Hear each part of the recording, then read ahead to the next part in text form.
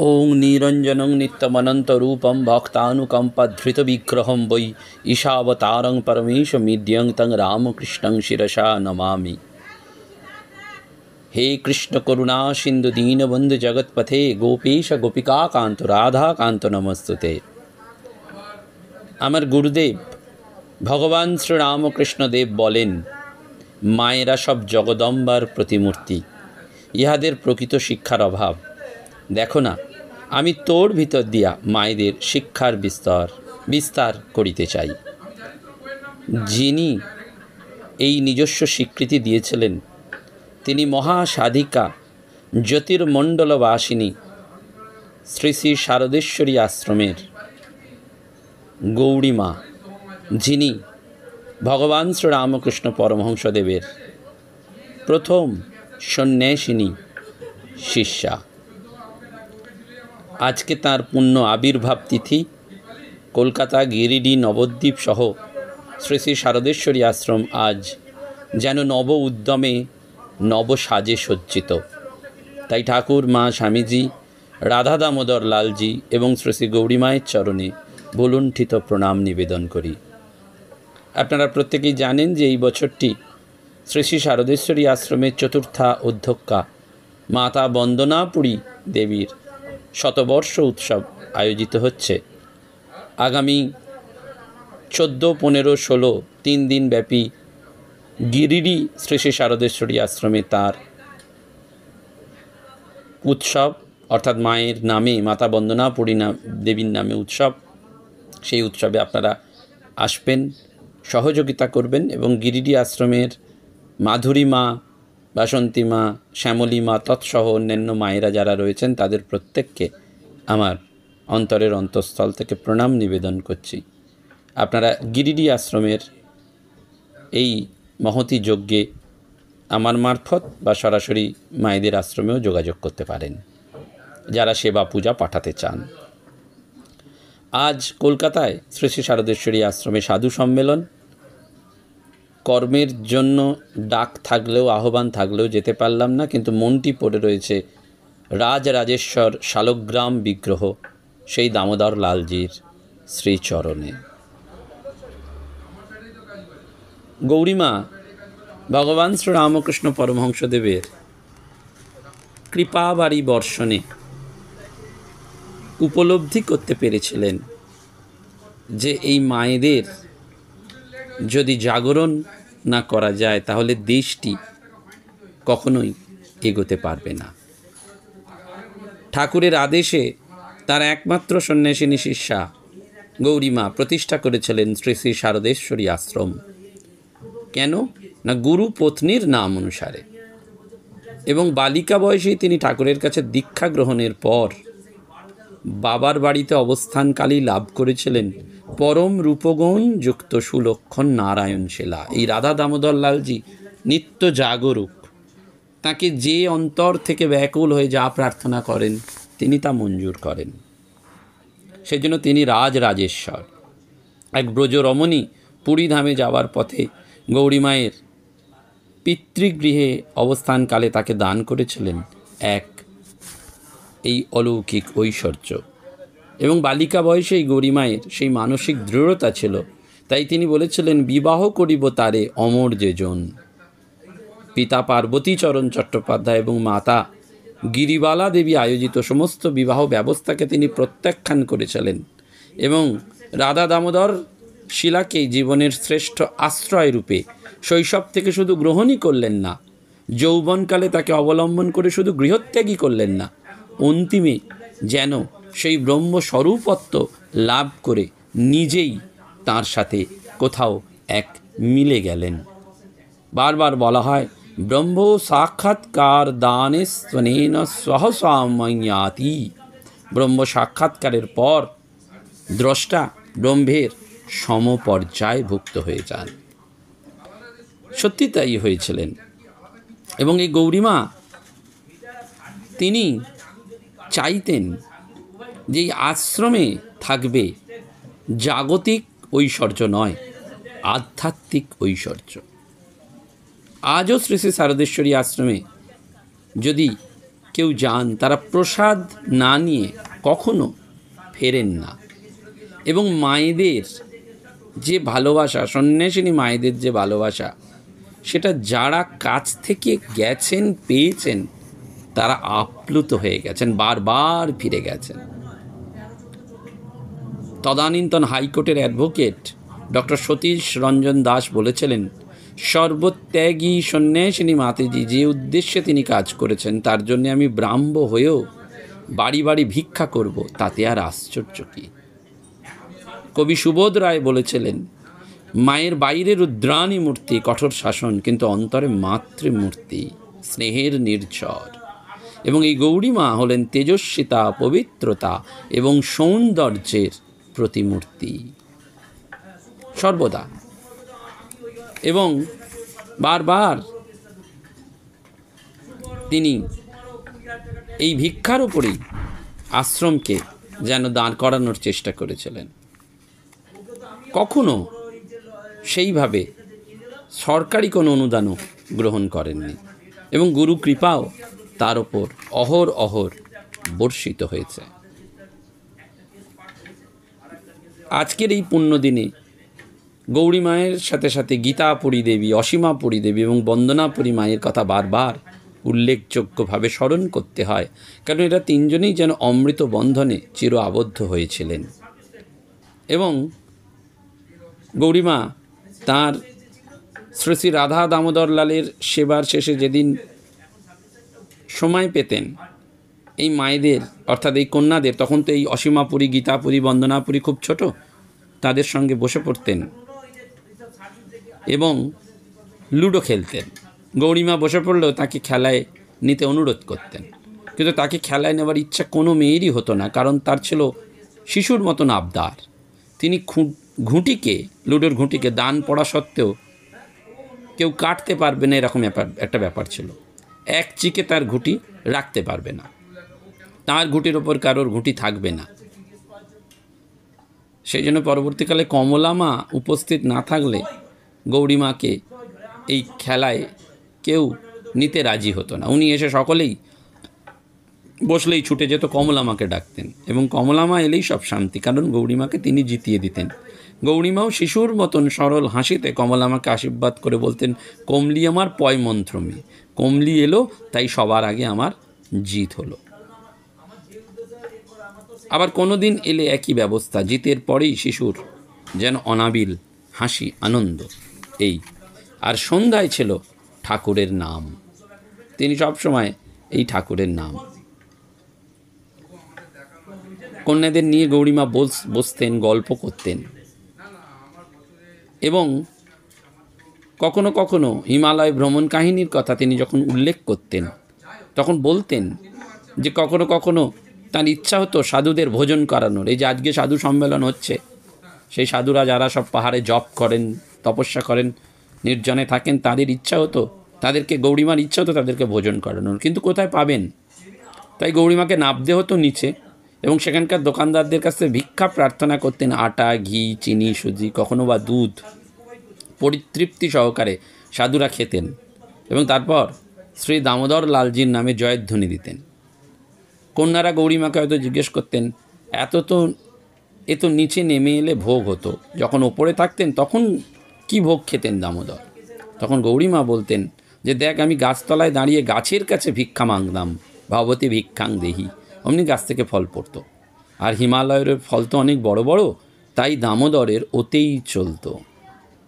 কন্যারা ভাবতেন বরফের মধ্যে গাছ কোথায়, আর তাতে আবার ফল। কিন্তু রাধা দামোদর লাল তিনি গৌরীমার নিষ্কলুষ ভক্তিতে এতই আপ্লুত ছিলেন যে যখনই তিনি যা চাইতেন, তিনি সেই ভক্তির নৈবেদ্যে সব কিছু যেন পূরণ করে দিতেন। তখন তীর্থে তীর্থে তিনি পর্যটন করতেন, তখনও তার ছিল অসম সাহসিকতা। বালিকা বয়স থেকেই চণ্ডীমামার মুখে হিমালয়ের গল্প শুনে তার আকর্ষণ ছিল। পর্বতের যে রাজ, গিরিরাজ হিমালয়, সেই হিমালয় কিন্তু সাধকদের সাধনার গুণে চির ভগবৎ রূপের সাকারত্ব রূপে আজও বিদ্যমান।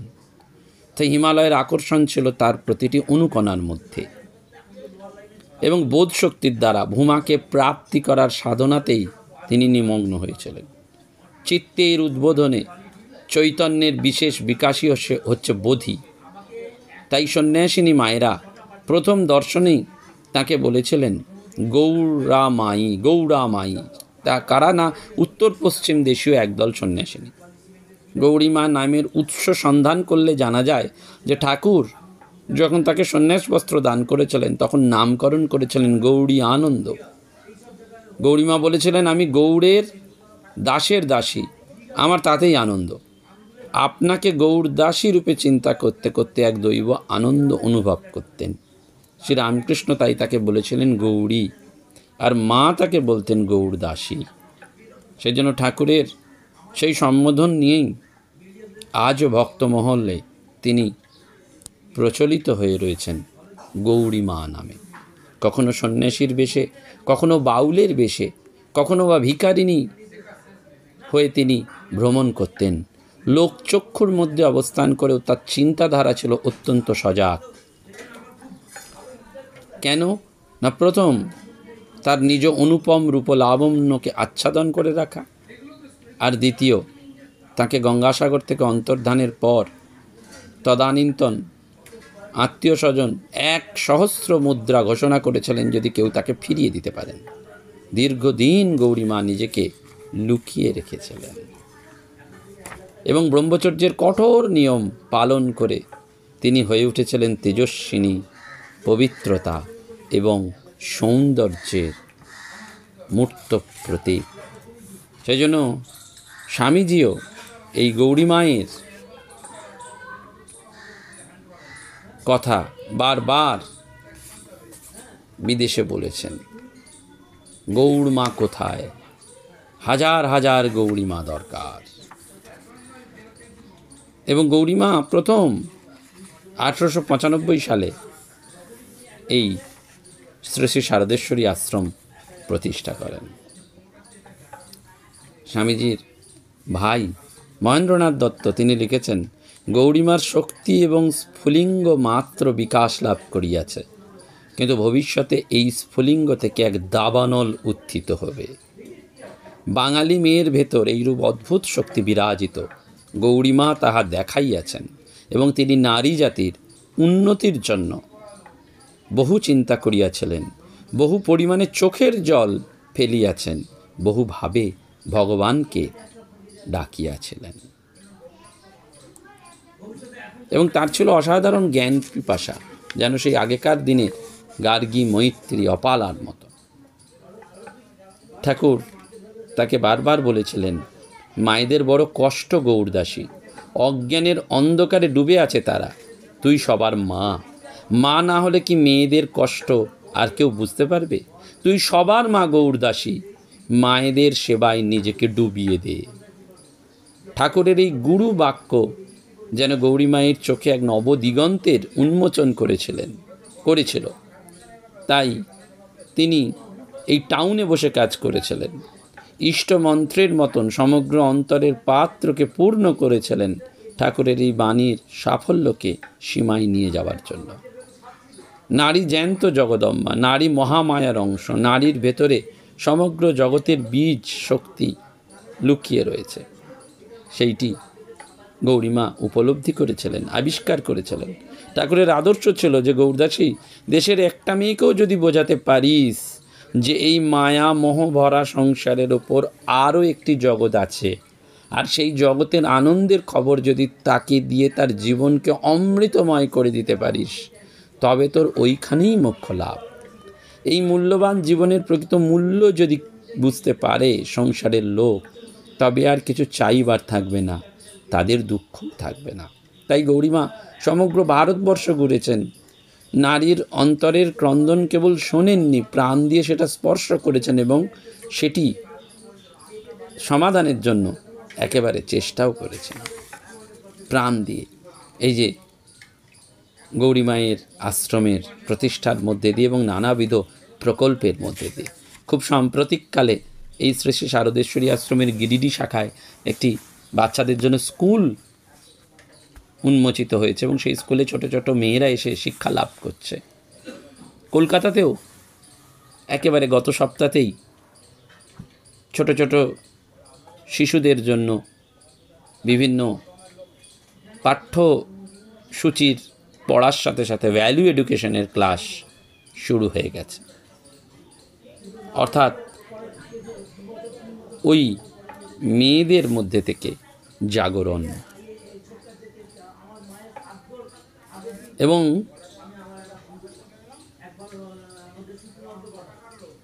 কুচবিহারেও গৌরীমা 1320 সালে গিয়েছিলেন এবং সেখানে তিনি ছাত্রদের বলেছিলেন, বাবা, মানুষ হয়ে জন্মেছ, এমনভাবে চলো না যাতে প্রকৃত মানুষ হবার পথে বাধা পড়ে। সংযম শিক্ষা করবার এই তো সময়, তোমরা সংযমী হও। সংযম না থাকলে অন্য কোনো সুশিক্ষা দাঁড়াবে না।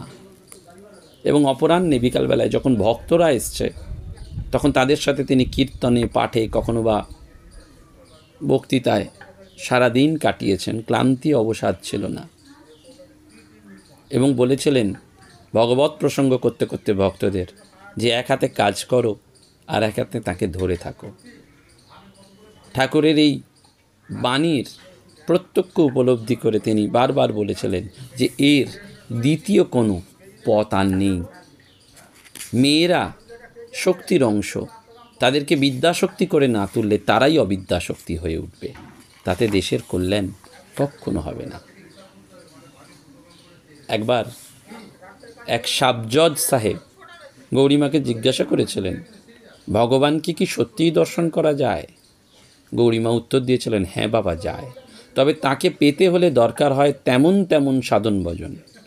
মানুষ দীক্ষা নেয়, গুরুকরণ করে, একবার একটু নাম করলো, নিয়ম রক্ষা হলো, তারপরেই মনে হয় কেন ইষ্ট দেবতাকে দেখতে পাচ্ছি না, কেন আমার এটা হচ্ছে না, ওটা হচ্ছে না।